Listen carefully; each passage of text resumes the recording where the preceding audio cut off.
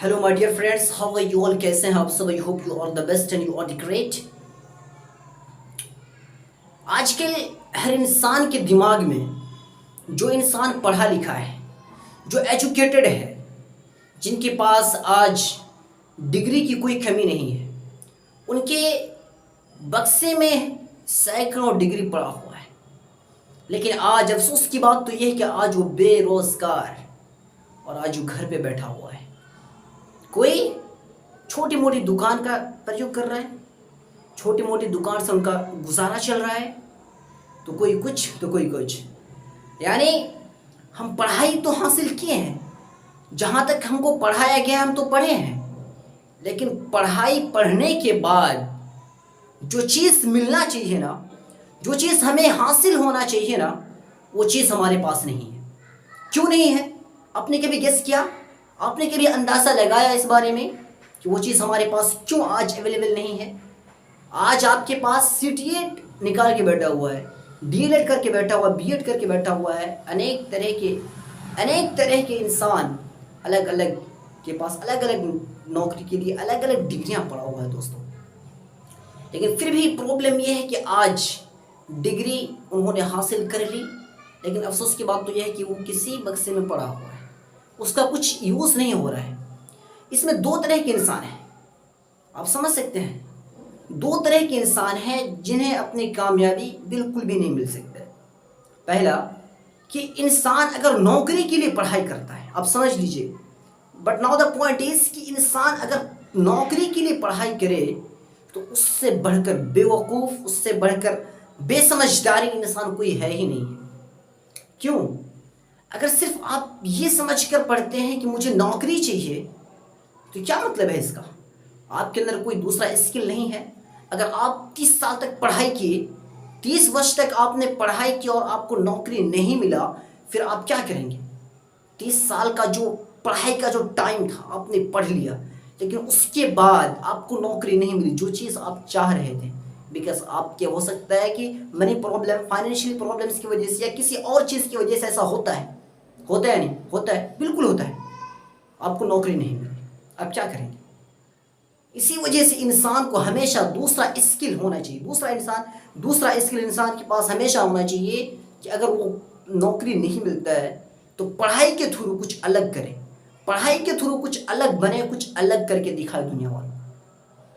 और नौकरी कभी कभी कोई इंसान आपको ये नहीं कह सकता है कि नौकरी करना गलत बात है, कोई इंसान आपको नहीं कह सकता है, लेकिन नौकरी की भी हद होती है दोस्तों। आपको ये समझना होगा, आपको अपना स्टैंडर्ड देखना होगा कि मेरा स्टैंडर्ड क्या है। आप 30 साल तक पढ़ाई करते हैं, आप 20,000 वाली तनख्वाह के लिए करते हैं क्या? आप 20,000 की तनख्वाह, 25,000 की तनख्वाह के लिए आप 30 साल तक अपना पेरेंट्स की जो पैसा खर्चा करते हैं सिर्फ उसी के कारण। क्यों? आज गुजरात में रहने वाला लड़का सफीन हसन 23 साल की उम्र में वो आईपीएस बन सकता है। आपको भी एक उद्देश्य लेना होगा, आपको भी एक मकसद बनानी होगी लाइफ में कि अगर मुझे नौकरी चाहिए ना, तो कुछ ऐसा नौकरी करूंगा कि दुनिया को हिला कर रख दूंगा। कुछ ऐसा करूंगा ना कि जो जिस उम्र में इंसान खेल रहा होता है, कूद रहा होता है, बिल्कुल आसमान पर चढ़कर मैं अनाउंसमेंट करूंगा कि इंसान कुछ भी करे, अगर इंसान अलग करना चाहता है तो इंसान अलग भी कर सकता है, इसमें कोई दिक्कत नहीं है। आप और अगर आप ये समझते हैं कि 30 साल तक पढ़ाई करने के बाद मुझे हाई स्कूल का नौकरी मिल जाए, कितना सैलरी है भाई? कितना सैलरी है? 15,000, 20,000, उससे ज़्यादा? आपने अपना पढ़ाई में पैसा कितना खर्चा किया है?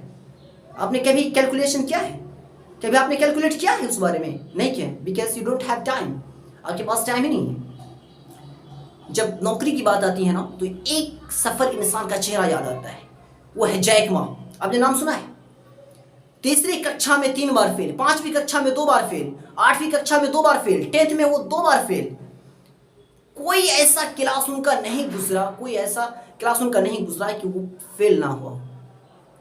जब वो आवेदन देता है नौकरी के लिए केएफसी में, 24 लोगों का वैकेंसी निकलता है, 23 लोग सेलेक्ट होते हैं, लेकिन उन्हीं का एक ऐसा है जो सफल ही नहीं होता है, उनको नौकरी से निकाला जाता है, वो नौकरी उनको नहीं मिलता है। फिर चाइना पुलिस में वो अपना फॉर्म फिलअप करता है, फिर वहाँ से भी उनको निकाला जाता है, बिकॉज ढीला ढाला होने की वजह से। अब देखिए, 20,000 रुपये कमाने के लिए आपके पास 20,000 की औकात होना चाहिए। तो आपको समझना होगा ना। लेकिन आज वो इंसान चाइना का सबसे नंबर 1 रईस, सबसे नंबर 1 दौलत वाला शख्स आज है, जिन्हें 2004 के अंदर चाइना टेलीविजन द्वारा top 10 business leaders of the year चुना गया था। 2005 में world economic leader, global leader चुना गया। और 2013 में Hong Kong university of science technology से डॉक्टर की उपाधि दी गई। अगर वो चाहते तो छोड़ सकते थे। हर एक जगह में उनको, किसी जगह में उनको सफल हासिल नहीं हुआ है। हर एक जगह में उनको बिल्कुल फेलियर का सामना करना पड़ा, फेल का सामना करना पड़ा। लेकिन अपने हिम्मत के बलबूते पे वो कभी हार नहीं माने जिंदगी से। अब कॉलेज में फेल होते हैं, स्कूल में फेल होते हैं, डजेंट मैटर यार। अपनी जिंदगी का खिलाड़ी बनो ना, स्कूल का नहीं, कॉलेज का नहीं, अपनी फैमिली का नहीं, अपने फैमिली के लिए नहीं, अपनी जिंदगी का खिलाड़ी बनो। आपको सब कुछ मिलेगा, आप सब कुछ पा सकते हैं, लेकिन आपको अपने फील्ड के पक्के खिलाड़ी बनना है यार।